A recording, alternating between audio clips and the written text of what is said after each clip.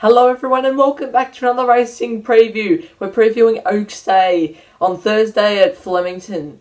The spring racing carnival's almost over, but we better enjoy it while it lasts as we've got a short price favourite for the Oaks in Montefilia. But let's get straight on with the preview. Race 1 is a fillies and mares benchmark 70 over the 1700 metres. November Dreaming is at $3.50, $5 for both Tralee Rose and Night Witches, $6.50 for Oceans 13, $7.50 for Tragic. The speed map and Oceans 13 looks to get its own way in the lead. Tragic and Tralee Rose will be trailing it. Night Witches should get a nice run. November Dreaming could even be outside the leader considering Craig Williams is on and the slow pace. But the horse I like here is November Dreaming. This was its run first up at Geelong. And you can just see here it gets held up. And then when it gets out, it wins by 2 lengths. I just think it's come back a better horse. This preparation will take improvement from this run. Second up is 2 from 2. Up in distance will suit as well, considering it bolted clear here. And I think it's the perfect way to start Oaks Day with a winner. It is a class horse. Now, confidence levels down the bottom is how confident I am with the race. I think Ocean 13 is fit and running in better class races. It should be going well. First and second pick is the way to go in the first race on Oaks Day. Race 2 is the Group 3 Ottawa Stakes over the 1,000 metres. Fake Love is a $3.80 favourite ahead of Tempest Charm at $6, $7.50 for Naples, $10 for Dosh, $7.50 for Nice for What, and $11 for Love and Feelin'. Now, the race we're highlighting is the Inglis Banner. This was on Cox Plate Day. Now, I'm more willing to take Tempest Charm out of this race. I just love how they didn't go really hard up front, and it got back and got held up on the turn, but still ran on and should have probably won if it had have jumped well and had clear luck in running. I think down the straight will suit it because Flemington, you could easily get out, and it's a long straight, and the wide barrier will suit it. Down the straight, wide barriers are always good. Tempest Charm and Fake Love are the main 2 for me. First and second pick, the way to go again. I think the top 2 are the clear standouts. Tempest Charm at $6 looks a nice price. Race 3 is the listed Century Stakes over the 1,000 metres. Ancestry is the $4 favourite ahead of Fiesta at $4.60, $4.80 for Graff, $6 for Vada, $7 for Villami, $10 for Ghana, $12 for Crystal Dreamer. As always, over 1,000 metres, they're going to go hard. Ancestry and Villami and Vada should be setting the speed, setting it up for Ghana, Fiesta, also Crystal Dreamer, I Am Someone. All of them will be set up for it, even Graff. Now, the race we're highlighting is the Caulfield Sprint, and I'm with Graff. Now, this was its first up win, and I really like the way it just powered over the top of them. It means it's race fit. Now, its best form in its career has come first up, but second up is not too bad, and when it gets to third up, it is smelly. But second up hopefully hasn't gone backwards like it always does after its first up run. And I think down the straight, it's been down the straight, Damien Oliver sticks, it's going to be hard to beat. It and Ancestry are the clear top picks. First and second pick are the way to go. I think Fiesta's a query over the 1,000 metres and the 5-day backup, but first and second picks are clear standouts. Race 4 is a benchmark 90 over the 1,800 metres. Tinandali is the $4.80 favourite ahead of Adelaide Ace at $6.50, $6.50 for Pancho, $7.50 for Bartholomew Diaz, $8.50 for both Irish Flame and Matawi. The speed map, Nudge Bar and Think We're Due should go forward. Adelaide Ace has the pace to push forward. Savaheat should get a nice run with Bartholomew Diaz. Pancho will be running on from the back. Irish Flame will need a slot in. Tinandali, not sure it's going to get to, but the race we're highlighting here is the Purple Sector race. I'm not sure what it's called, but Purple Sector won it. Now, Pancho's the one I'm more interested in. You can see Purple Sector's keeping it in, and when it finally gets out, it's not good enough for Purple Sector, who is a really good horse, but it just keeps fighting and it beats the rest easily. If you remember back to last year on Oaks Day, Pancho won an 1,800 metre race against Russian Camelot. That is how good this horse is. I think back to Flemington will suit. 1,800 metres, it's 1 from 1. And I think at $6.50, you can see it just keeps coming on the line. I think first and second pick are the way to go. I think Tinandali is the classiest horse in the race, and I was nearly going to put it on top, but gate 13, not sure what it's going to get to. Couldn't fire trial or jump out, but first and second picks are the way to go in that race. Race 5 is a benchmark 90 over the 1400 metres, although it does look like a benchmark 80, I know.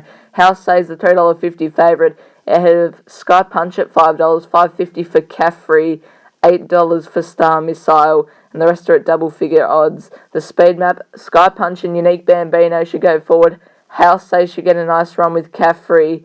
Getting back in the field will be Star Missile and Birdie Beck. I think that's how you pronounce it.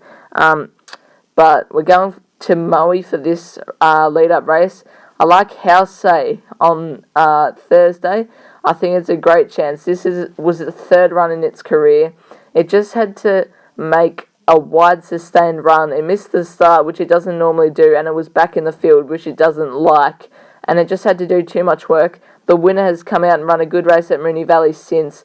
From gate 2, we'll get all the favours, should settle as close as it wants, and I think in this benchmark 80 in brackets field, it can win. I think it's a clear standout. Star Missile is a class runner, won a race on this day last year.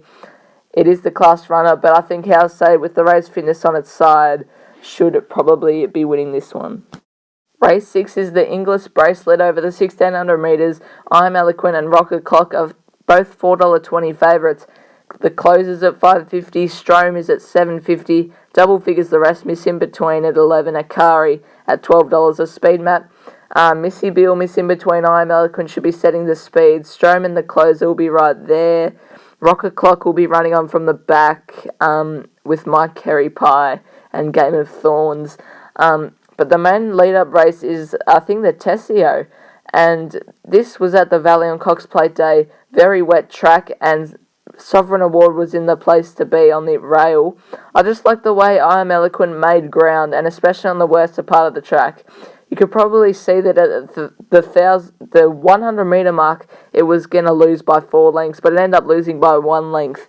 I think Glenn Boss sticking with it is a big plus. Am Eloquent is a very good chance. It and Rocha Clock are the top 2, but Bossy's been riding both of them. He chooses Am Eloquent. That's why I think it'll win. First and second pick is the way to go, but I think mainly the first pick is the way to go. Race 7 is the Impossible benchmark 80 over the 1600 metres. High Celebration and Easy Beast are at $8.50, $11 for both Palenco and Blinder, $8 for Merchant of Venice, $15 for San Telmo Fuego and Tatanka. The speed map, the horses going forward are Easy Beast, High Class Harry and Do You Reckon. My Shiny Choice and High Celebration will be right up there. Kaplumpich should be running on with Indiana Lilly. Brilliant Concept and Lord Markel should get nice runs. Merchant of Venice will be running on with De Niro. But this is the main lead-up race, the benchmark 78. And the horse that I like is Kaplumpich. Now, it raced 4 wide, no cover throughout in this run and managed to lose by a nose. If it won, it should have been the clear favourite for this, but it runs second to Palenco, who is in this race. If Kaplumpich gets cover, it'll win.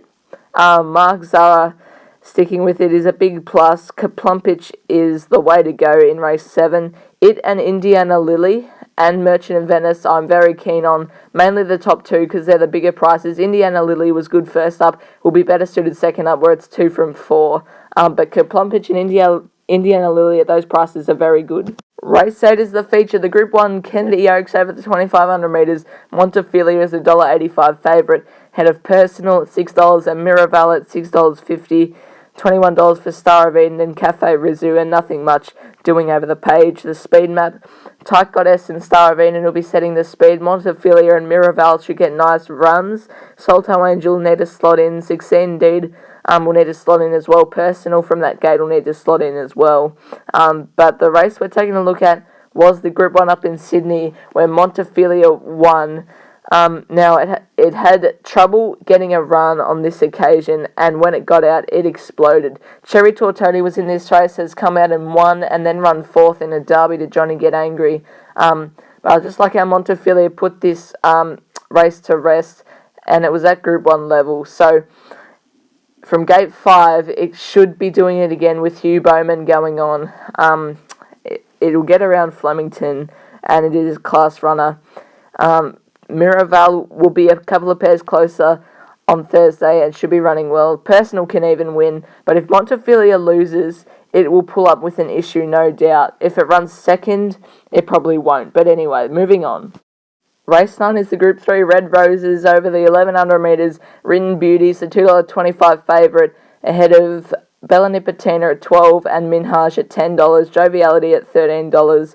Chianti's at $9.50 as well, $12 for Amiri. The Speed Map Zushine, River Knight, Mildred will all be pressing forward with Nipotina and Let's Be Glam. Written Beauty will be right there stalking, as will Minhaaj. Joviality, if it runs, will get a pretty nice run as well. But we're going with Written Beauty here. Broke the track record at the Valley on this occasion, but it was a hard rock track. I think 3 track records were broken on this night. But I just like how it still ran over the top of them, even though it was a little far way back. Look, it'll have to improve off this performance because it didn't beat a lot. But if it does what it did here, it'll probably be winning this race. From gate 16 is a big plus, and I think it'll be winning. Minhaaj is the other one. First pick should be winning, but second pick is way over the odds. Way over the odds, Minhaaj. Just take note of that. Minhaaj blinkers on for the first time. Daniel Stackhouse sticks wide gate. Good chance for Minhaaj, but Written Beauty at $2.25. So that is my preview of Oaks Day. Hope you enjoyed it. Big week of racing this week, and Spring Classic Day is coming up on the next Saturday, so the video will be out on Wednesday before the Oaks. See you later.